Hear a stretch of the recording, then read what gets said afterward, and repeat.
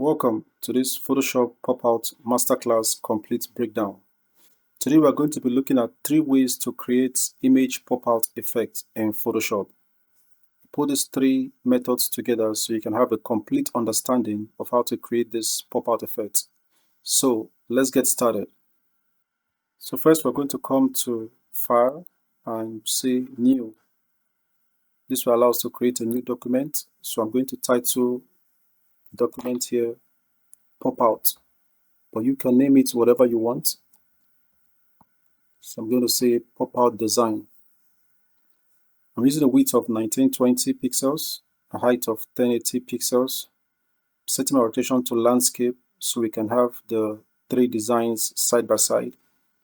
Resolution is set to 300 pixels and RGB color. Let's have a white background, and with all of these settings just okay like this, I'm going to click on create. So this brings us to this white canvas. You can see our white canvas background here. So let's bring in our image. I click and drag the image into the canvas area. We're going to start off first by removing our subject from the background. So you come to the toolbar area here, and let's select the quick selection tool. And we're going to click on select subject at the top corner here. So our subject can be automatically selected. So with our subject selected here, we'll come down to the layer manager and you can see the icon here. Now you're going to click on this icon to add a mask to our image.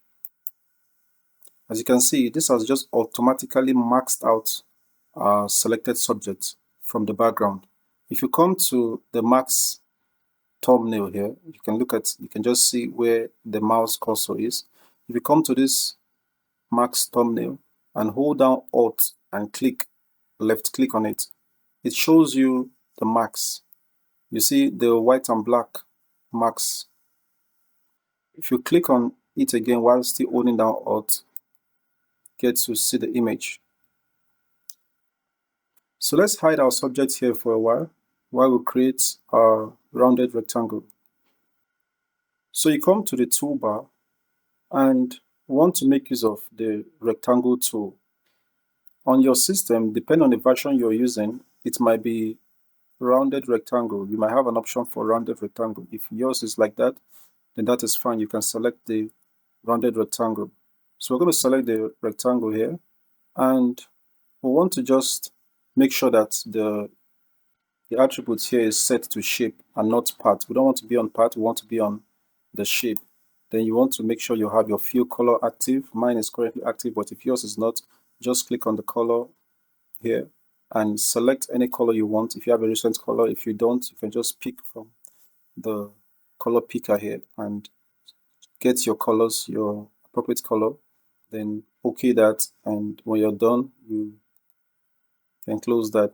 And we don't want to make use of the stroke, so mine is already stroked out here, like it's cancelled. If yours is active, you can just come and click on the cancel here, and you have that taken away. So let's just click on our canvas now and drag to have the rectangle shape. As you can see, we've been able to create the rectangle. Now, if you have the option to add curvature, head curvatures from here, you can see this dot here. It allows you to be able to click and drag to have it curved. But if yours is not like that, you can come to the properties, just select your rectangle, down to the properties area. You can see edge curvatures here. It allows you to be able to define a level of curvature on your edge, on your corner edge. So I set this to 82, and that is fine. You can set it to whatever you want. If you don't see your property panel here, you can just come to Windows, click on Windows and activate it here.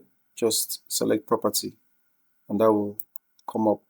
Okay, so let's continue with that. So I want to open our image and let's have a rectangle there. Then let me bring the image to the rectangle. You can see it's behind it, so let me take the layer below. Remember, layer stacking is important. You can see our layer is above the rectangle, so I'm going to click and drag it above the rectangle so it appears in front of it. So I'm going to reduce our image right now. It's looking too big. So with the layer selected, I'm going to come to this edge point here and drag. If you don't have the edge point, you can just press Ctrl T on your keyboard. Make sure you have the layer selected, then you press Ctrl T to bring out the edge points for you. So you can click and drag and have your desired size. So I'm just going to set this to something like this. Okay, now this is fine. So this is fine. I like this size. This is okay. So when I'm done with this, I just click on the confirm here, confirm that there, and that's set my size. So I'm going to come to the rectangle here and hold down Control on your keyboard and click on the layer thumbnail. You're just going to hold down Control and hold down Control, then click on the layer thumbnail.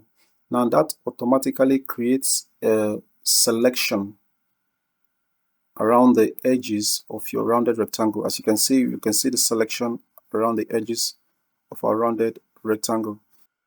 So that has created a selection around our rounded rectangle. I'm going to press Ctrl Shift I to invert that selection. You can see now the selection has been inversed. We have it also around our white canvas area. So I'll select my image layer. I'm going to come to our toolbar and I want to select the brush tool. You can see the brush tool here. So set your brush size above here to whatever size you want. 152 is fine by me. Then I want to have an add edge here. So I'm going to change my color to black. You can see the color is set to white here. I want to change it to black. I want to have it black because I want to clean out the edges, clean out the image that is out of our edge here. So with the thumbnail selected of our max layer, you can now click and begin to clean out every extra around that. We don't want to touch the head because that will wipe out the head from our image. So once you're done with that, you can just click on Ctrl D to deselect the edges of our rounded rectangle. So I put on Ctrl D, and as you can see, we have that nicely done. You can see the pop-out effect is there. So next, we want to make a duplicate of this rounded rectangle, so we can use it for our other images. So I select the rounded rectangle here, and you can just click, hold and drag it to this new layer to create a duplicate, or you can press Ctrl J on your keyboard to just have that create a copy for you. So I'm going to take this up above our image. Then let me move this aside so we can see it's a separate rectangle.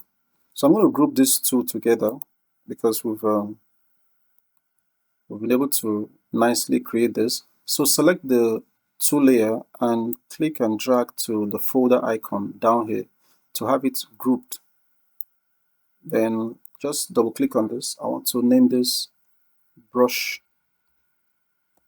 and max method. So that's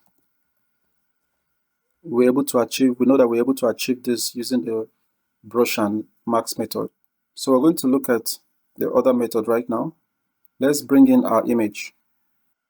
So I select my image, click and drag into our canvas area. Now we want to take away our subject from the background. So let's come to our toolbar, and just like we did in the previous image, we want to take away the subject. We want to select subject and have it automatically select our subject from the background. So let's click on select and marks. Now we can just come down and let's just our output selection. I want to set it to new layer and OK. Okay, so we don't need this image layer anymore, so I can just click and drag it to delete. Drag it down to the trash icon here, and that's trash that away. Let's select our image and we want to scale it to be the same size as the other image. Now, to do that accurately, we would want to have a guide. So let's come to our ruler here. You can see the ruler up on your canvas. If you don't have that active, just come to view, then come down to show ruler. Now that will activate the rulers here. So I want to just come up here and click and drag to guide. Let's have it on our jaw line. That's fine. The jaw line here is fine. Then let's have the other one on the top air corner. Now that's fine. Now that will help us to, that will guide us to properly have our image scaled at the same proportion. So we scale and we just click and drag. Remember, you can bring out your transform edge point by clicking Ctrl T on your keyboard if you don't have it active. So let me just scale all of this together. And I think this is, we're close to having it on the top. Just, okay, so this is nice. Okay, so this is nice. So let's just so let's confirm this.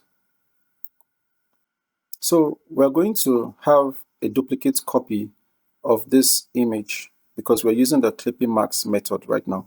So let's duplicate this layer. Remember, we're able to duplicate by clicking the layer and dragging it to the plus icon here, then add new layer icon. So you can also do that by pressing Ctrl J on your keyboard.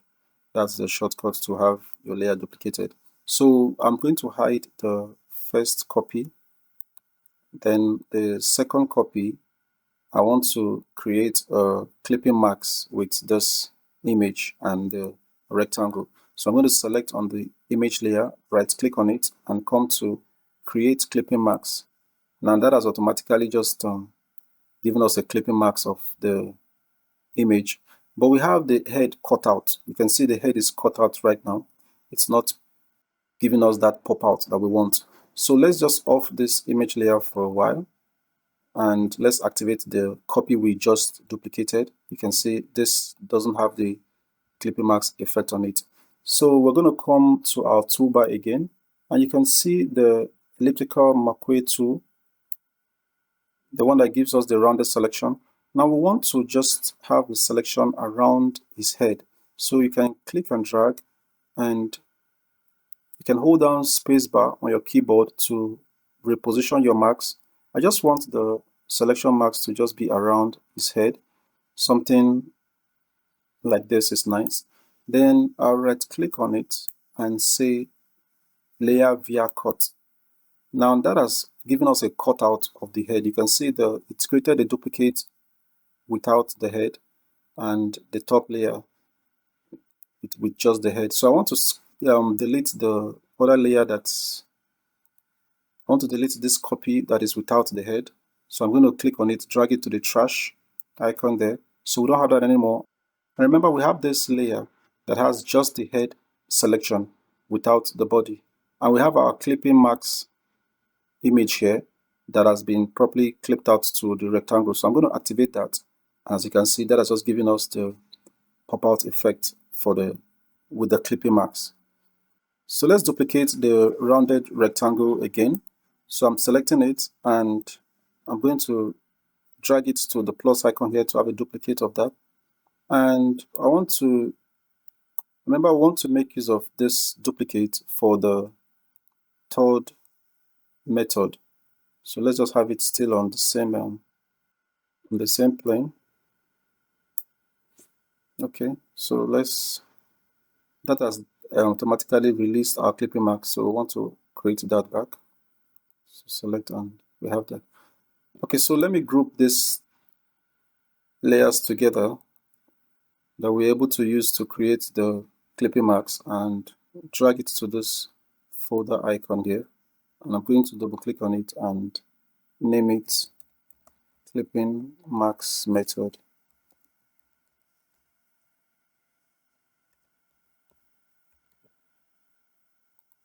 Okay, so let's bring in our last image and click and drag. Okay, so just like we did before, we removed the subject from the background. Come to your toolbar and your quick selection tool, select subject. You can see the automatic selection around our subject. So we want to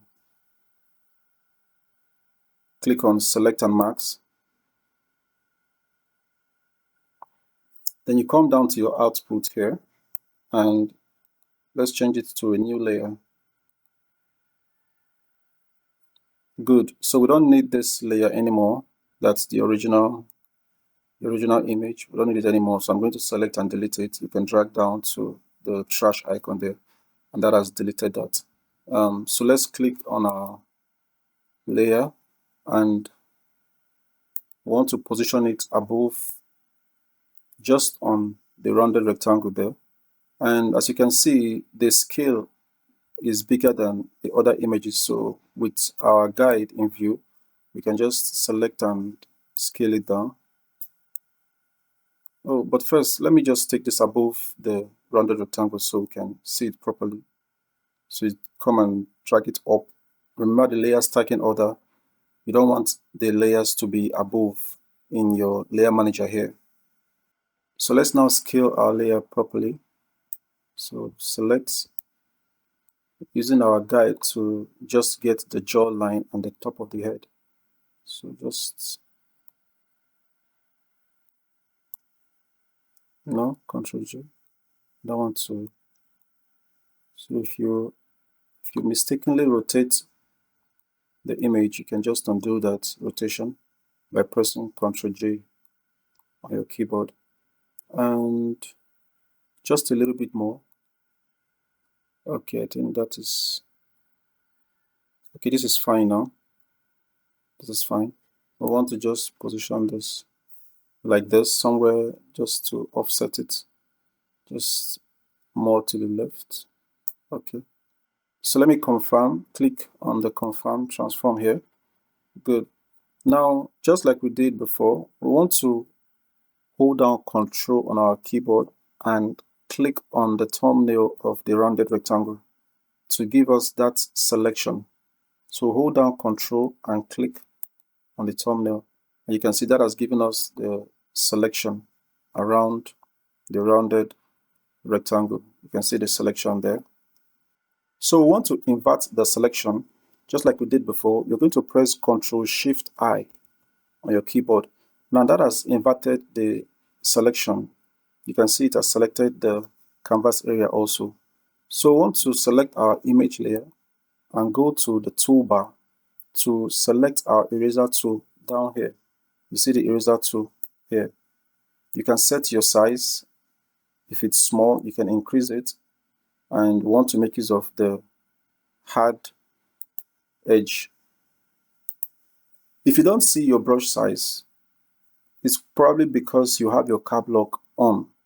So if you click on your cap lock, you see it gives you this target icon, this target cursor. So you want to make sure your cap lock is off so you can actually see your brush size. So with our image layer selected here, we can now come and click on every extra layer. We can just click on the edge. We can just click on the edge here to take away every extra layer that is out of our rounded rectangle. As you can see, that is erasing every part of it. Now, this is just fine. You can see that. So as this is done, just click on Ctrl D on your keyboard to deactivate the selection. Then we don't need this guide anymore, so I'm going to just drag them above and take them away. And I can press Ctrl R to take away the ruler. So you can see this has given us the pop-out effect. Using 3 methods, we can now just select the 2 layers and click and drag it to the folder icon there to have it grouped. And I want to name this the eraser method.